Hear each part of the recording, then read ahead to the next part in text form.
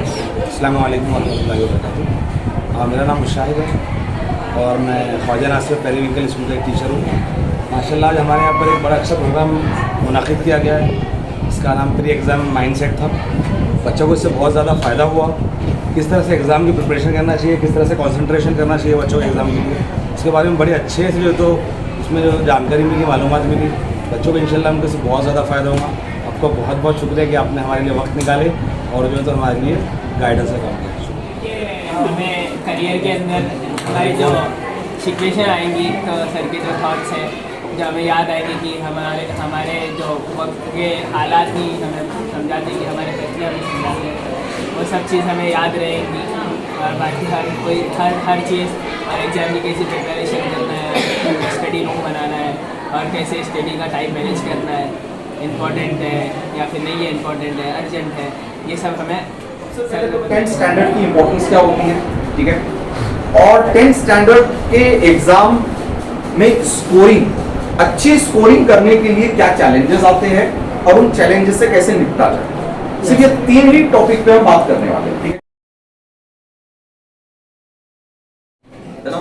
बड़ी बिल्डिंग, ठीक है, सब एसी वीसी लगा हुआ, उनके डिजिटल बोर्ड, ठीक है। तो कहीं ना कहीं उर्दू मीडियम से पढ़ के बच्चा क्या करता है, वो समझता है कि मैं छोटा स्टूडेंट हूं, ये बड़ा स्टूडेंट है, ठीक है। जबकि देखा जाए तो दोनों भी स्टूडेंट होते हैं। अब ये मैं क्यों कह रहा हूं, क्योंकि मैं खुद उर्दू मीडियम से हूं। मैं अल्हम्दुलिल्लाह आज पूरे इंडिया में 200 से ज्यादा कॉलेजेस में मैं वहां के ग्रेजुएट्स, पोस्ट ग्रेजुएट्स और टीचर्स की ट्रेनिंग करता हूं और हमारी पूरी ट्रेनिंग इंग्लिश में चलती है। मेरा 8 घंटे का ट्रेनिंग प्रोग्राम होता है और मैं 8 घंटे इंग्लिश में ट्रेनिंग देता हूं, जबकि मेरा जो स्कूलिंग है वो उर्दू मीडियम से। तो मुझे भी शुरू में ऐसे ही लगता था, मुझे लगता था कि नहीं, ये वो एकदम ऐसे कलरफुल यूनिफॉर्म्स है ना, एकदम पॉलिश वाले शूज होते ना एकदम, फिर उनकी बस आ रही, बस जा रही, फिर उनकी पिकनिक महाबलेश्वर जाती, शिमला जाती, अपनी मकबरा जाती, पंचक्की जाती है ना। तो कहीं ना कहीं हम अपने आप को समझ लेते कि ये ए ग्रेड स्टूडेंट है, हम बी ग्रेड स्टूडेंट। मुझे बताओ, आपने कितनी भी मेहनत करा तो हैरी पॉटर बन सकते हैं? नहीं बन सकते, ठीक है। लेकिन मेहनत करके एपीजे अब्दुल कलाम बन सकते आप। अब प्रॉब्लम क्या है? प्रॉब्लम ये है कि जब इंग्लिश मीडियम वाला इंग्लिश बोलता तो उर्दू मीडियम वाला बोलता, अरे मुझे इसी इंग्लिश नहीं आता। मुझे बताइए, लैंग्वेज सीखने को कितना टाइम लगता है? 3-4 बहुत हो गए, 6 महीने लगते सिर्फ। तो अगर आप डिसाइड कर लो कि मुझे सिर्फ इंग्लिश लैंग्वेज नहीं आती ना, बाकी हर चीज में मैं इससे बेहतर हूँ, सिर्फ इसको इंग्लिश बोलनी आती, मुझे बोलनी नहीं आती, चलो 6 महीने का कोर्स लगा। सबसे पहले तो आप लोग जो है ना अपने जहन से ये बात निकाल दो कि मैं ये मीडियम से हूँ, मैं वो मीडियम से हूँ, मैं ये स्कूल से हूँ, मैं वो स्कूल से हूँ। आप जिस दिन ठान लो आपको जो बनना है, आप वो बन सकते हैं। So will start our topic pre exam minds, ठीक है। अब प्री एग्जाम माइंडसेट खास तौर से हमने ये डिजाइन किया है 10th और 12th के स्टूडेंट्स के लिए, ठीक है। आप लोग सभी 10th के हैं, Yes, sir. तो यहाँ पर हम क्या करने वाले हैं, 3 चीजों पे 10th स्टैंडर्ड की इंपॉर्टेंस क्या होती है, ठीक है। और 10th स्टैंडर्ड के एग्जाम में स्कोरिंग, अच्छी स्कोरिंग करने के लिए क्या चैलेंजेस आते हैं और उन चैलेंजेस से कैसे निपटा जाए। सिर्फ ये 3 ही टॉपिक पे मैं आपसे क्वेश्चन आंसर नहीं करूंगा। मेरे टॉपिक में जो चीज कवर नहीं होगी, आप उस सवाल से शुरू कर दें जो दुआ में बचपन से पढ़ते आओ, और आपको सजेस्ट करूंगा वो दुआ आप लोग पढ़ा करें, ठीक है। क्या है वो दुआ? रब्बी इश्रह ली सदरी व यस्सिर ली अमरी वहलुल उक़दतम मिन लिसानी यफ़क़हू क़ौली। तमाम तारीफ़ें उस अल्लाह के लिए जिसने तमाम जहान को बनाया, और बेशुमार दरूद व सलाम उसके आखिरी नबी जनाब मोहम्मद रसूलुल्लाह सल्लल्लाहु अलैहि वसल्लम। तो ये जो दुआ है ये वाकई में बहुत काम करती है। जब मूसा अलैहिस्सलाम फिरौन को दावत देने के लिए जा रहे थे, है ना, तो मूसा अलैहिस्सलाम बात करने में थोड़ा हकलाते थे, तब अल्लाह ताला ने उनको ये दुआ सिखाई थी कि ये पढ़ो। और इस दुआ का जो मकसद है वो ये है कि जब भी किसी को बात करने में अगर हिचकिचाहट होती है, डर लगता है, हेजिटेशन होता है, ये दुआ पढ़ेगी, बार बार पढ़ेगी। खास तौर से अगर आप एक पब्लिक स्पीकर बनना चाहते हो, आप स्पीच देना चाहते हो, आप टीचर बनना चाहते हो, तो ये वाली दुआ आप बार बार पढ़ें। अब सबसे पहले बात करते हैं कि 10th स्टैंडर्ड की इंपॉर्टेंस क्या है, क्योंकि जैसे ही आप 10वीं में आते हो पूरा माहौल कैसा हो जाता है, हो जाता है ना। घर में हर कोई बोलता है ये क्या कर रहा है 10वीं में, ये क्या कर रहा है, 10वीं का साल शुरू हो गया, अरे टीवी चालू है, बंद करो, 10वीं का साल है, केबल निकालो, टीवी हटाओ, जल्दी सो जाओ, 10वीं का साल है। यहाँ तक कि महल्ले वाले बोलते अरे बाहर क्या कर रहा, 10वीं का साल है ना। तो 10वीं का साल जो है इतना इंपॉर्टेंट क्यों है, आप लोग 10वीं में आ गए, ठीक है, तो क्या इंपॉर्टेंट है 10वीं का साल, क्यों इंपॉर्टेंट, क्यों इतना इंपॉर्टेंट। हाँ, इजी एडमिशन हो जाते सर, जो लाइन में अपने को जाना है वो लाइन के लिए एडमिशन हो जाता। अच्छा, यानी अगर अच्छा परसेंटेज लाए तो वेरी पहला point, why the 10th standard result is important, क्योंकि आपकी ख्वाहिश बड़े अच्छे कॉलेज में जाने की होगी, ठीक है, लेकिन आप नहीं जा सकते जब तक आपका स्कोरिंग अच्छा नहीं आता, ठीक है। आप चाहते हैं आपको साइंस लेना है, लेकिन अगर स्कोरिंग नहीं आया, कॉलेज वाले साइंस में एडमिशन नहीं देंगे, होता नहीं ऐसी, ठीक है। तो सबसे पहले इंपॉर्टेंस क्या है यहाँ पे 10th की, कि अगर आपके 10th की स्कोरिंग अच्छी है, आप अपनी मर्जी का कोर्स ले सकते हैं, आप अपनी मर्जी के कॉलेज में जा सकते हैं। सर 10th एक लाइफ का टर्निंग पॉइंट भी रहता, और टर्निंग पॉइंट क्यों रहता है, क्योंकि आगे जाकर अपने को कुछ बनना है। अच्छा, यानी करियर यहाँ से सेट होता है, करियर स्टार्ट होता है, यहाँ से असल जिंदगी चालू होती है। हाँ, माँ बाप भी बोलते हैं कि जिंदगी प्रोफेशनल जिंदगी चालू होती है, जिंदगी नहीं, जिंदगी तो पैदा हुआ तब से चालू है, अभी तक तो माँ बाप भी बाहर रहते हैं। प्रोफेशनल जिंदगी चालू। गर्ल्स को नहीं पता क्यों 10th स्टैंडर्ड इंपॉर्टेंट है। हाँ, ये करियर की फर्स्ट स्टेप होती है। करियर की फर्स्ट स्टेप, ठीक है। चलिए sit down। मैं बताता हूँ आपको एक बहुत इंपॉर्टेंट रीजन, खास तौर पे हमारे समाज में 10th के बाद दुनिया बदल जाती है। जैसे फॉर एग्जांपल लड़कों के लिए, लड़के अगर पास हुए तो उनको 2 व्हीलर मिलती, फेल हुए तो 3 व्हीलर मिलती, है ना। सीधा लड़के फेल होते ही सीधा गैरेज, हमारे पास कॉमन प्रैक्टिस है, ठीक है। नहीं तो घर की दुकान में चल दुकान पे बैठ, यही होता है।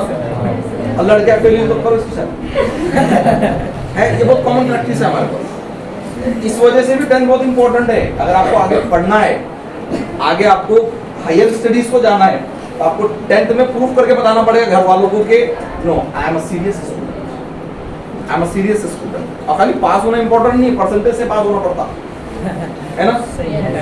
यानी हमारे घर वाले को तो अवेयर हो गया है ना, भले ही हमारी अम्मा अब्बा ने तीसरी चौथी पढ़े होंगे, लेकिन सोशल मीडिया देख देख के वो भी अवेयर हो गए। अब आप खाली पास होने से काफी नहीं चलता, उनको भी समझ में आ गया कि अगर 70-80 लाया तो इसको आगे पढ़ाएंगे, 40-50 लाया तो बस हो गया, ठीक है। तो यहाँ एक और एक रीजन ये है कि अगर आपका 10th में स्कोरिंग अच्छा है तो घर वाले सेटिस्फाइड है कि इस पे दाव लगा सकते, ये लंबी रेस का घोड़ा है ना, ऐसे ही है ना। अगर आपके 10th में मार्क्स कम आए, मैं डरा नहीं जाता, मैं हकीकत बता रहा हूँ, बिल्कुल हकीकत ही है। अगर 10th में आपके मार्क्स अच्छे नहीं आते हैं तो लड़कों को सीधा गैरेज, लड़कियों की सीधा शादी हो जाती है, ठीक है। और क्या रीजन है क्यों 10th का एग्जाम इंपॉर्टेंट है, क्यों? हाँ आप बताओ। और एक रीजन बताता हूँ मैं क्यों 10th स्टैंडर्ड इंपॉर्टेंट है। अगर आपका 10th में रिजल्ट अच्छा आता है तो आगे के स्टडीज के लिए आप कॉन्फिडेंट हो जाते हैं कि मैं 10th में मैंने ये अचीव किया है, आगे भी ये अचीव हो सकता है। 10th में आपने जिस पैटर्न से स्टडी की, जिस पैटर्न से आपने एग्जाम्स अटेम्प्ट किए और जिस तरह से आपका रिजल्ट आया, ये आपके लिए एक लैंडमार्क हो जाता है, एक लैंडमार्क हो जाता है। और यही कॉन्फिडेंस लेके आप 12th पास करते हो और आगे ग्रेजुएशन, पोस्ट ग्रेजुएशन, इन सबके लिए 10th एक लैंडमार्क होता है, ठीक है। और इसे आपके लिए नहीं, अगर आप इंटरव्यू को जाते हो, खास तौर क्योंकि मैं इंटरव्यूज लेता हूँ, तो जब इंटरव्यू को कोई आता है ना तो उसके रेज्यूमे में 10th स्टैंडर्ड से मेंशन किया हुआ होता है। 10th स्टैंडर्ड से रेज्यूमे जब लोग जॉब के लिए जाते हैं ना तो वहाँ पे आप देखिए उसमें 10th से स्टार्ट करना पड़ता है। 10th में कितने मार्क्स थे, 12th में कितने, ग्रेजुएशन में कितने, पोस्ट ग्रेजुएशन में कितने। तो तो यहाँ पर अगर आपके 10th के मार्क्स अच्छे हैं तो आप खुद कॉन्फिडेंट फील करते हो इंटरव्यू में जाते समय, और सामने वाला जो इंटरव्यू ले रहा है वो भी आपको अच्छा स्टूडेंट समझता है, वो समझता है कि हाँ यार 10th में इतने अच्छे मार्क्स लिया था। एक रीजन है उसका, क्यों है 10th का रिजल्ट इतना इंपॉर्टेंट है, क्योंकि 10th का जो एग्जाम है आपका, अभी आपका पहला नेशनलाइज एग्जाम है ना। अभी तक क्या था, सब पूरे स्कूल में हो जा रहे थे एग्जाम्स, अब ये पहला ऐसा एग्जाम है जिसमें गवर्नमेंट भी इन्वॉल्व है, और वो सीरियसली इन्वॉल्व रहती है ना, वो सीरियसली इन्वॉल्व रहती ना। आपके सबसे पहले तो सेंटर कोई दूसरा स्कूल बनता, फिर वहां पर बहुत चेकिंग होती, फिर वहां पे चेक करने वाले बाहर से आते, यही होता ना। तो इसका मतलब गवर्नमेंट भी, ये पहला आपका एग्जाम रहता जहां गवर्नमेंट बहुत सीरियस हो जाती है आपको लेकर, ठीक है।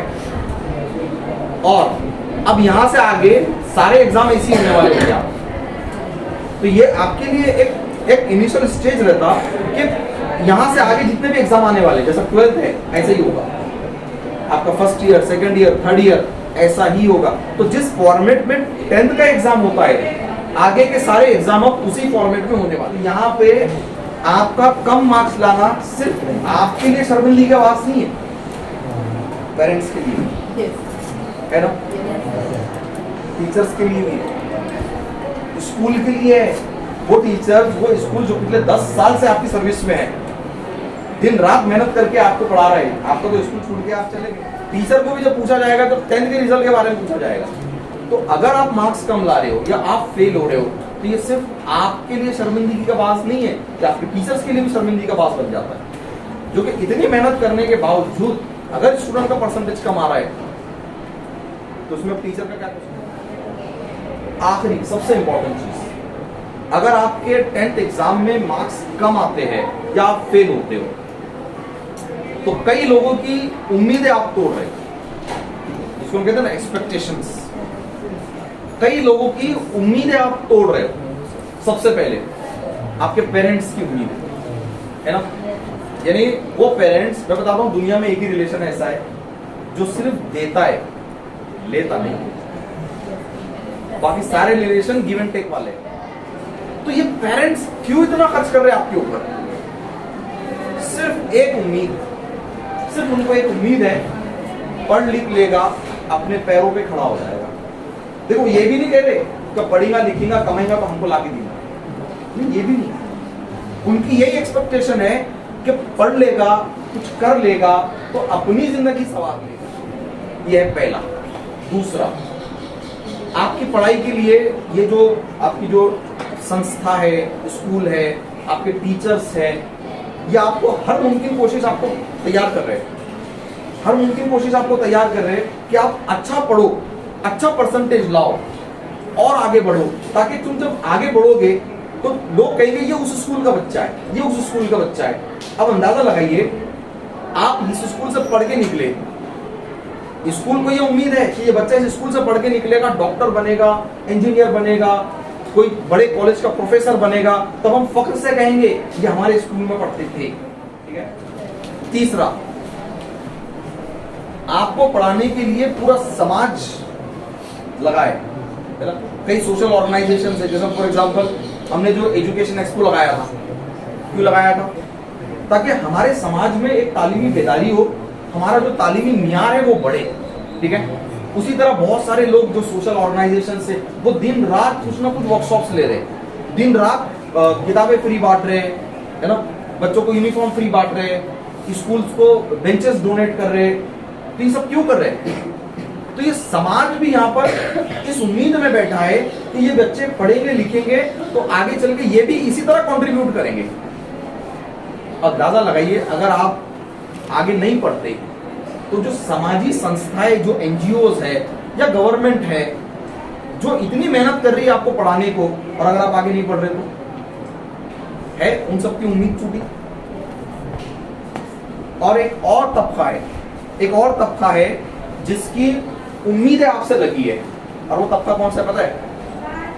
वो बच्चे जो स्कूल नहीं पढ़ सकते, वो बच्चे जो स्कूल नहीं पढ़ सकते, वो उनके पास इतना, यानी उनके पास पैसा ही नहीं है, वो ये सोचता है कि मैं किसी मजबूरी से नहीं पढ़ पाया, लेकिन ये तो पढ़ पाया ना। देखो ये बच्चा रोज स्कूल जाता है, ये रोज 10th ये जा रहा है, ये 10वीं पढ़ेगा, उसके बाद 12वीं पढ़ेगा, ये एक बहुत बड़ा बिजनेसमैन बनेगा और एक बड़ी फैक्ट्री डालेगा जहाँ पर हमको जो है ना नौकरी मिलेगी और हम एक इज्जत की नौकरी करेंगे और अच्छे खासे पैसे कमाएंगे। या आपसे उम्मीद लगा के बैठे वो बच्चे जो स्कूल जाने की ताकत नहीं रखते, और अंदाजा लगाइए 10वीं पढ़ने के बाद भी अगर आप वही कर रहे हैं जो वो बच्चे कर रहे हैं, तो उनकी कितनी उम्मीदें टूटी नहीं टूटी। तो यहाँ पर ये सारी वजूहत है कि 10th क्यों इंपॉर्टेंट होता है। ठीक है, अब हम बात करते हैं कि प्रिपरेशन में डिफिकल्टीज क्या है ना। जैसे मैंने कहा ना कि अगला टॉपिक क्या है हमारा, चैलेंजेस, पढ़ाई से रिलेटेड चैलेंजेस। ठीक है, अब यहाँ पे सबसे बड़ा चैलेंज ये है कि आप पढ़ने की कोशिश करते हो, ठीक है, लेकिन ज्यादा देर पढ़ नहीं पाते। चैलेंजेस बताता हूँ क्या क्या है। आप पढ़ने की कोशिश करते हो लेकिन ज्यादा देर आपका पढ़ने में मन नहीं लगता। ठीक है, दूसरा, आप पढ़ने की कोशिश करते हो, डिस्ट्रैक्शंस बहुत है। तो पहला रीजन, आपको पढ़ने के लिए जो इनफ मोटिवेशन चाहिए वो मोटिवेशन ही नहीं मिलता। आप 10th के प्रिपरेशन के लिए जो चैलेंजेस आपको आते हैं, पहले तो पता करेंगे वो चैलेंजेस क्या है। क्योंकि देखिए मैं बता रहा हूं आपको खुद को नहीं पता कि मैं जो पढ़ नहीं पा रहा हूं, मेरा जो पढ़ाई में मन नहीं लग रहा है, उसकी वजूहत क्या है, आपको खुद को भी पता नहीं है। तो यहाँ पर हम दो ही काम करने वाले हैं। सबसे पहले तो मेरा स्टडी में दिल क्यों नहीं लगता, मुझसे स्टडी क्यों नहीं हो रही, ठीक है, और उसको हैंडल कैसे करें।